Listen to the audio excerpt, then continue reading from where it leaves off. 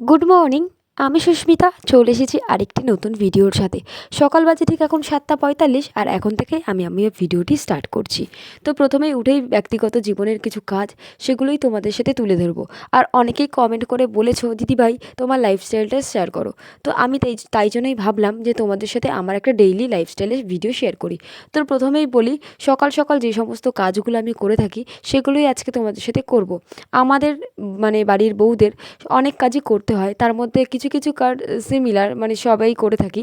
যেমন ধরো ঘর ঝাড় দেওয়া, বাসন মাজা, এগুলো তো আমাদের করতে হয়, রান্না বান্না। তো প্রথমেই সকালে উঠে আমি আগে বিছানাটা তুলে নিই, একদম বিছানা থেকে আজকে ভিডিওটা স্টার্ট করেছি। তারপরে ঘরটা ভালো করে ঝাড় দিয়ে দিচ্ছি। ঘরটা আমি প্রায় ডিপ ক্লিন করি প্রত্যেক সপ্তাহে 1 থেকে 2 দিন, বাট প্রতিদিন ডিপ ক্লিন করা হয় না। আমি এরকমভাবেই ঝাড় দিয়ে নিয়ে আসি, যেহেতু সপ্তাহে 2 দিন করে আমি সব ঘরটা পুরো ডিপ ক্লিন করে দিই, তাই জন্য আর আমার প্রবলেমও হয় না। তারপরে ঘরটার ঝাড় দিয়ে আমি চলে এসেছি ব্রাশ করতে। একটু পরেই রান্নাবান্না শুরু করে দেবো। 2-1 দিন স্নান করেও রান্না করতে আসি, আবার 2-1 দিন তাড়াতাড়ি উঠে গেলে রান্নাবান্না করে খেয়ে দিয়ে বাসন টাসন মেজে স্নান করি। তো প্রথমেই বলি, আজকে আমি কী কী করবো সবটাই এই ভিডিওতে দেখাবো। আর এই যে, আমি বনগাঁ থেকে বলছি, ছোট্ট একটা গ্রামে আমি থাকি, সেখান থেকেই আমি ভিডিওটা করি। এখনও অনেকে জানে না এই ভিডিওটি কী, এই সম্বন্ধে অনেকেই জানতে চায়। তো প্রথমে আমি বলি, এখন আমি কাউকেই কিছু বলতে চাই না। যেদিন আমি সফলতা পাবো সেদিন আমি নিশ্চয়ই সবাইকে জানাবো। আর আমি জানি একদিন না একদিন ঠিক আমি সফলতা পাবো। আর তোমাদের এরকম ভালোবাসা আর সাপোর্ট থাকলে তো আমি অনেক দূর অবধি এগিয়ে নিয়ে যাব। তো প্রথমেই বলি, আমি তো অনেক বছর ধরে ভিডিও করি, বাট সেভাবে কোনো সফলতা পাইনি। তো আজকে তোমাদের আমার একটি ছোট্ট গল্প শেয়ার করব। তো প্রথমেই বলি, এইটা নিয়ে আমার 4 নম্বর চ্যানেল। তো চ্যানেলে তো আমি বিয়ের আগে থেকেই ভিডিও পোস্ট করি। রিসেন্ট 2 বছর হয়েছে আমি বিয়ে করেছি। তার আগে 4 বছর আগে, আমি যখন মাধ্যমিক পরীক্ষা দেওয়ার পরই ভিডিওটা স্টার্ট করি, বাট কোনোদিনই সফলতা পাইনি। আর সেরকমভাবে আমার চ্যানেলে কোনো গ্রো আসেনি। আর সবাই বলতো একটা ভিডিও একটা চ্যানেলের ওপরই ফোকাস রাখতে, বাট আমার না ধৈর্য ছিল। বাট একটা চ্যানেলে ওই 365 দিন থেকে এক এক এক হয়ে গেলে তারপরে তো ভিডিও আস্তে আস্তে ওয়াচ টাইমটা কমে যায়। সেই ব্যাপারে না আমার খুব কষ্ট হতো। তখন আমি রাগ করে আরেকটা চ্যানেল খুলতাম। এই করে করে না, এইটা হচ্ছে আমার 4 নম্বর চ্যানেল। সেই চ্যানেলটায় আশা করি তোমাদের ভালোবাসায় অনেকটাই এগিয়ে এসেছি, প্রায় অনেকটাই। এবার তোমাদের সবটাই তোমাদের ভালোবাসা আর ভগবানের আশীর্বাদ ছাড়া তো সম্ভব ছিল না। তো প্রথমেই বলি, খুব তাড়াতাড়ি একটা খুশির খবর আসছে। সেই খুশির খবরটা জানতে হলে অবশ্যই আমার চ্যানেলে চোখ রাখতে হবে। আর খুশির খবরটা তোমাদের সাথে শেয়ার না করে তো আমি মোটেই থাকতে পারবো না। তো আমি এই ভিডিওতে শেয়ার করতে পারছি না খুশির খবরটা, বাট পরের কোনো ভিডিওতে আমি নিশ্চয়ই চেষ্টা করব। তো প্রথমে তোমাদের সাথে কথা বলতে বলতে তো আমি ভাতের হাঁড়িতে জল দিয়ে গ্যাসটা বসিয়ে এসেছি, আর এদিকে সবজিও কাটতে বসে গেছি।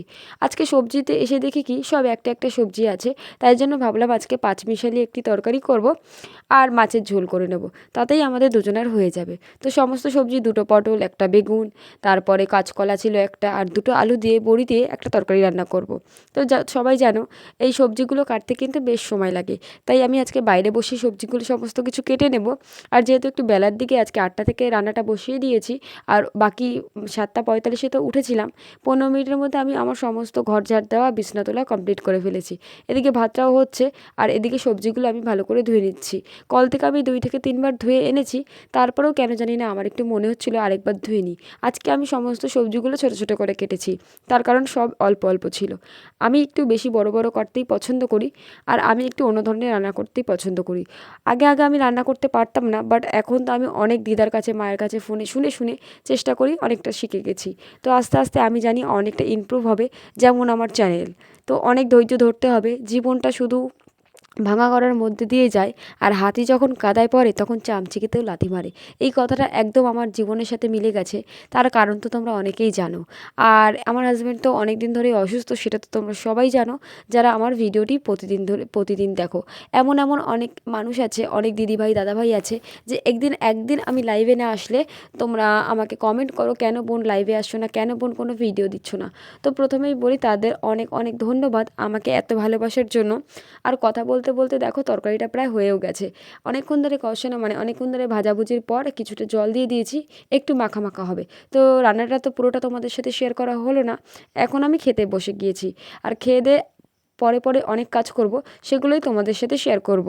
তো যেটা বলছিলাম, যেহেতু ওর 2 মাস ধরে পা ভেঙে গেছে, তারপরে আবার জ্বর হলো, হসপিটালে ভর্তি হলো, এই সব কিছুর মাঝে না আমার আর কোনো ভিডিও দেওয়া হচ্ছে না। কালকে যেহেতু ও হসপিটাল থেকে এসেছে, তাই একটু ভালো লাগছে, তাই ভাবলাম আজকে একটা ভিডিও শ্যুট করি। আর দেখতেই পাচ্ছ জামা কাপড়গুলো কালকে মানে ভিজিয়েছিলাম, আজকে সকালে কেচে কুচে দিয়ে সেগুলো শুকিয়ে ঘরে নিয়ে যাচ্ছি।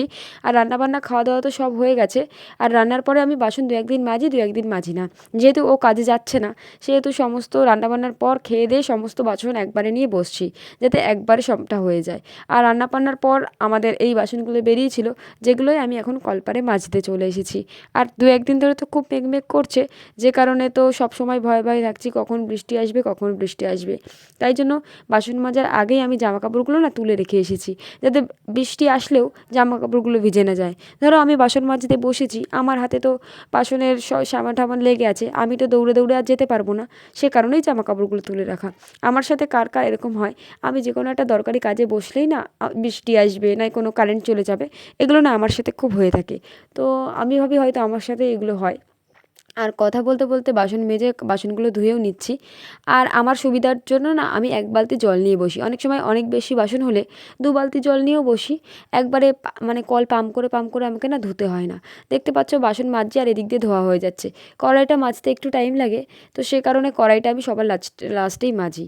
প্রথমে বাসনগুলো মেজে তুলে নিলাম, তারপরে চলে এসেছি কড়াই টড়াই মাজার পর ঘরে।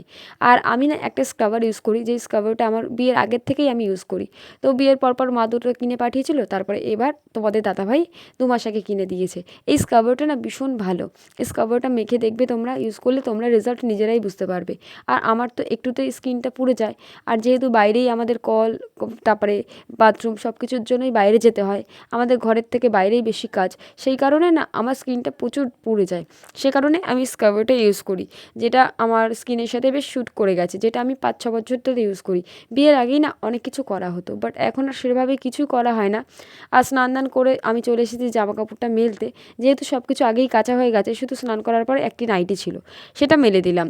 আর ঘরে এসেছি, যেহেতু ভাত টাত খাওয়া হয়ে গেছে, তারপরে 2টো বিস্কুট খেয়ে এখন চলে এসেছি বরকে ফলগুলো কেটে দিতে।